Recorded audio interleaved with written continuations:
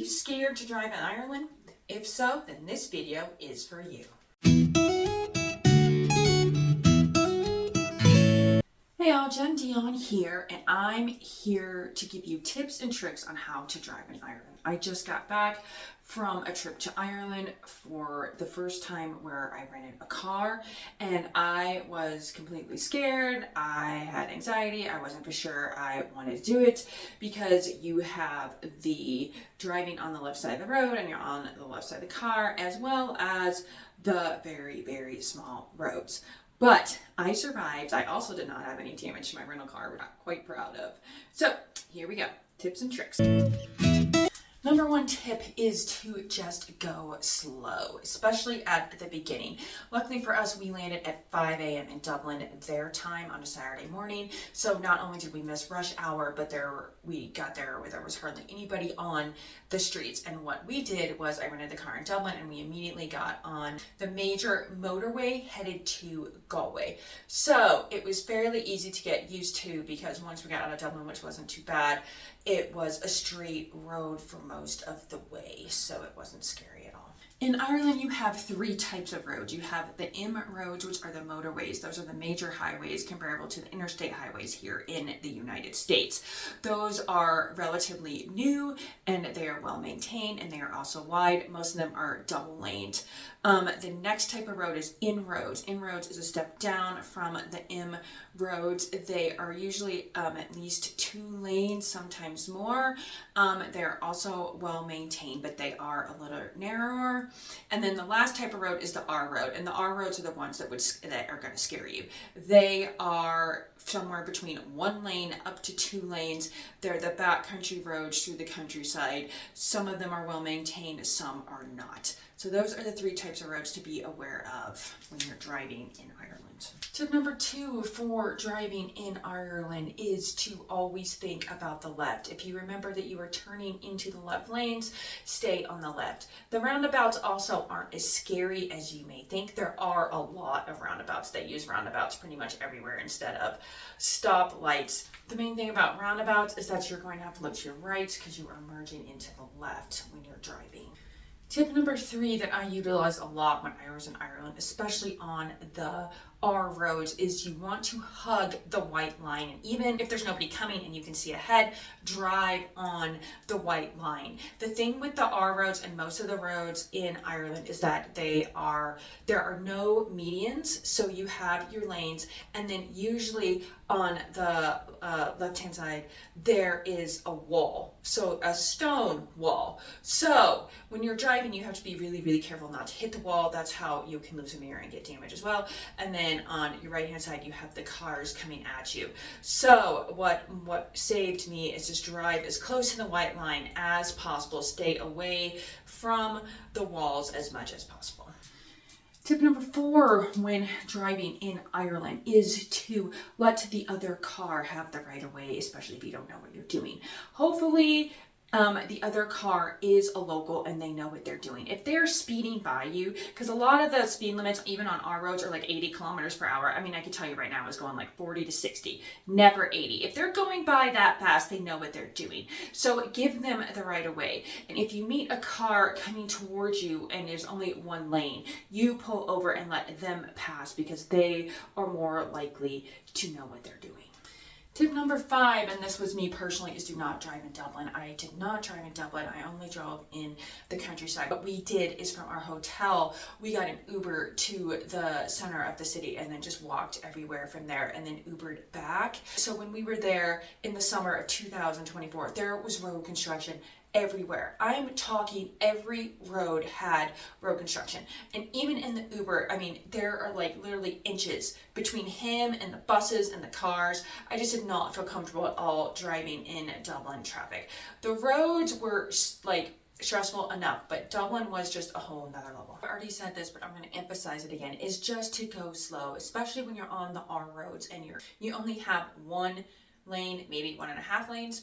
You just want to go slow, and there are a ton of blind turns, so you just cannot zoom down the road. You got to go really slow in case another car is coming towards you. So as long as you go slow and you're aware, you should be fine. Tip number 6 is you're gonna have to be constantly vigilant. You're going to have to watch the road constantly, especially when you're on the R roads. The driver, if you're the driver, you're not going to get to be able to see the countryside like the passengers are, and you're just going to have to accept that. You really do not want to take your eyes off the road at all when you're driving on the R roads, because that's all it's going to take to make a mistake. And because the roads are so narrow, there is no room for mistakes. Tip number 7 is use a spotter. More than likely, you're not traveling alone. There'll be somebody else in your car. If you're in doubt, if you're trying to back up into a parking spot or pull forward or whatever, or you don't know how close the wall is, let your other person get out and direct you and tell you how far or how close away you are, so you make sure you don't hit anything. That in some of the smaller towns, the roundabouts are actually drawn onto the roadway, so there's no median in the middle. So you're gonna have to be super careful that there's actually a roundabout there, or you're gonna miss it, and then you're gonna mess up the traffic and likely get in an accident. Tip number 8 is make sure that your rental car is an automatic and that it has all of the bells and whistles in terms of safety. So I got a Volkswagen Golf. It was a brand new car with only 50 kilometers on it. So, I mean, if I had any damage, there was no way I could pawn that one off. That's a side point. Anyways, this car had all of the safety stuff. Like, it would sense the change when it went from, on the kilometers, when it went from like 80 to 100, or it went down, and it would automatically start slowing down for you. At first I was confused. I'm like, what's wrong with my vehicle?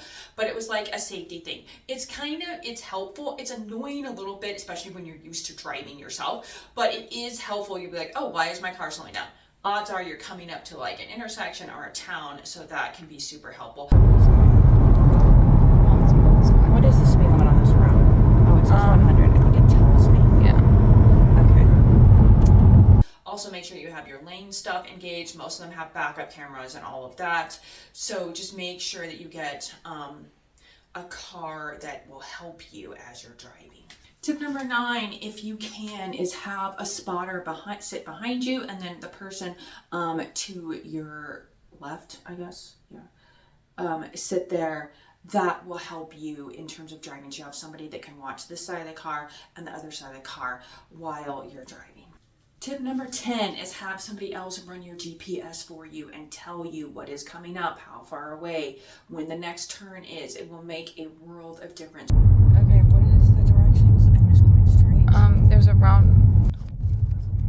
It's probably going to be another roundabout in 800 meters. Exit the roundabout onto N67. Continue on N67 for 7 kilometers.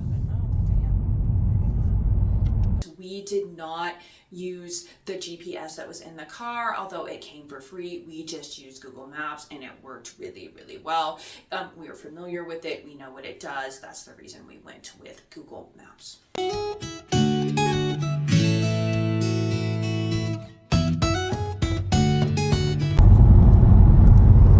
it's on Dionne, day 3 Ireland. We're doing the Ring of Kerry. I think I've got this driving thing down if the roads were narrow. Which they aren't right now. Should you drive the Ring of Kerry? By law, all buses are required to go counterclockwise on the Ring of Kerry. This is because the roads are so narrow, they don't want the buses passing each other, so that should tell you something about the Ring of Kerry. Therefore, we decided to drive clockwise in order to avoid the buses. This worked out very well with us, mainly because we left super early in the morning. We went in May, so it was not high tourist season. I might have only had to pass like 10 buses, and a lot of them were already pulled off at stops. The thing about the tour buses is they're very popular, but they also pull off, and when they pull off, they have to stop for an hour or so. So, driving the Ring of Kerry, yes, there were many spots that were a little dodgy, a little sketchy, and a little scary, but I don't really think you have to deal too much with the ring of buses if you drive clockwise, which is what we do. Start early so you can get through probably about half of the Ring of Kerry if you're doing it in one day without having to run into any tour buses. It wasn't as big of a deal as I thought it was going to be. And remember, if you run into a tour bus, let them go first and you pull over, because they know more about what they're doing, because they do this all the time. One thing that I did not research ahead of time was the road signs. I would recommend researching the road signs. I did figure them out as I went along, just driving, like the speed bump signs, the school zone signs, all of that, but they're just different enough in the US that you're not going to immediately recognize them. When you see them 3 or 4 times, you'll get it. So I kind of wish I would have just Googled that and just road signs in Ireland and figured that out ahead of time. So I would recommend doing that.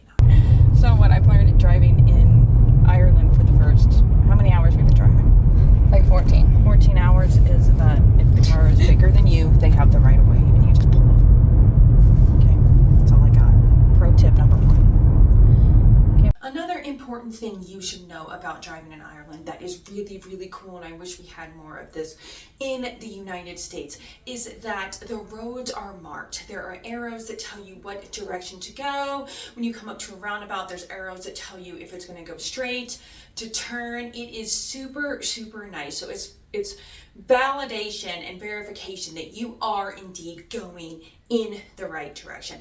This was on all of the roads except for some of the R roads. It was really, really nice to have the fact that all the roads were labeled not only with arrows, but it would also have the names of the major highways. So the M50 and all of those roads, it would have it labeled. It would tell you a little bit ahead of time too, so you would know which lane to go in. That was super, super nice.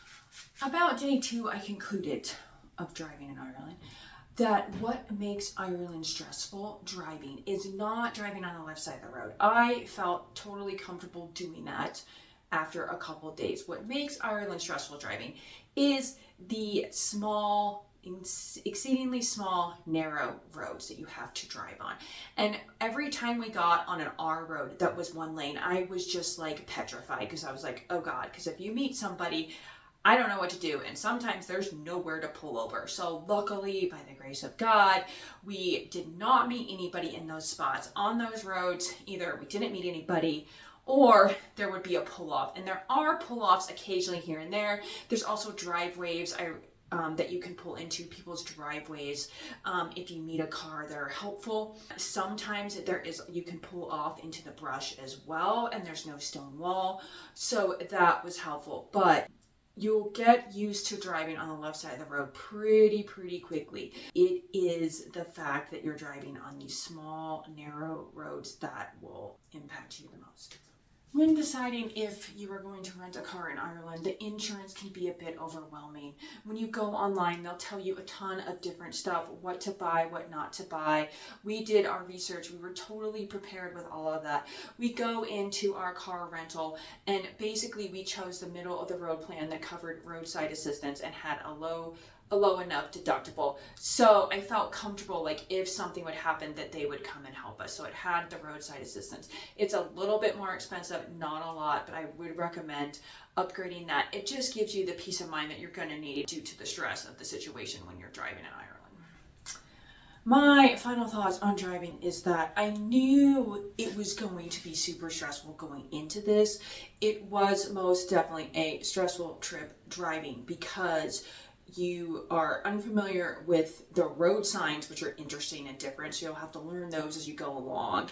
You're also unfamiliar with the left side of the road, and you have these extremely narrow roads that if you're not careful and you blink, you could totally get into an accident. So I would definitely say just be prepared. You're going to have to be alert the entire time.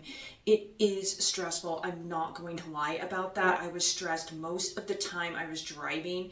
It was fun in terms of the fact you do get to see so much more of the countryside. You get to go wherever you want, see whatever you want, stay as long as you want at all the big tourist sites, at the Blarney Castle, at the Cliffs of Moher. You can stay however long you want, but just be prepared to know that if you're going on this type of vacation, that you're gonna be a little bit more stressed out than you would be, just due to the different environment of driving a car in a foreign country with the other variables that you just cannot control. That being said, I would recommend renting a car in Ireland because of the advantages of getting to see so much more than if you took a tour bus. Greatly outweighs the fact and the stress of driving in a foreign environment. I mean, I am totally glad that we did it. I knew going into it was going to be a lot, and it definitely is a lot, but it totally will transform your Ireland trip. So instead of sitting on a bus and waiting, you'll be able to just go to the next stop and see so much more. If you take my tips into consideration and just take your time, don't be in a rush. You are on vacation. Go a little bit slower. Just pay attention. Engage your helpers. Make sure they're helping you while you're driving. Have somebody else run your GPS. You should be fine. If you do decide to drive in Ireland, I would love to hear your experience. I hope you had a fabulous time. Leave your experience in the comment. It would be great to know. If you have any questions about driving in Ireland, I would love to answer them. Just put them in the comments below. I hope you enjoyed this video. I hope it helps. I hope it helps you make a decision on whether or not to drive in Ireland. And if you like this video, please subscribe to my YouTube channel. Thanks. Bye.